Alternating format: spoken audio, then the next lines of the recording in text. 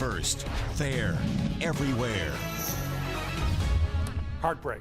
A local family losing their 13-year-old to the flu. While they grieve the loss of a life taken so too soon, health officials now urging you to take precautions. Winnie Dortch has the story now at 3. It's tragic anytime we see someone pass away from any type of a communicable disease, right? Whether it's flu, COVID, whatever it may be.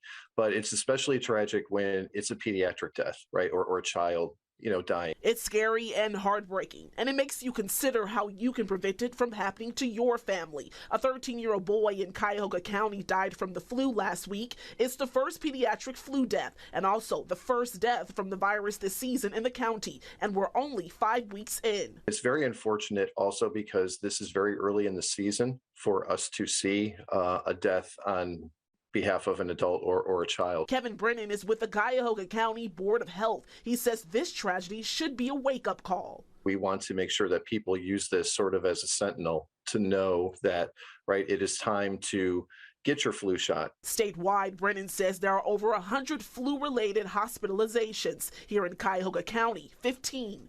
Over the past 5 years, we are at 18 collectively over those 5 years at this point in the season. So we are off to an unfortunately fast start in terms of people being hospitalized. That's why they're urging people to get the vaccine. And just to be clear, getting the shot does not mean you won't get the flu, but you won't get as sick.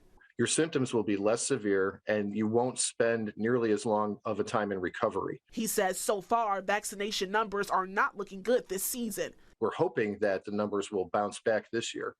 They're a little low from what our surveillance tells us, but there is, as we say, we're trying to raise awareness so that in this next 2 to 4 weeks, we really spur people on to get vaccinated. An important layer to protect you and your loved ones. In Cleveland, Winnie Dortch, 19 News.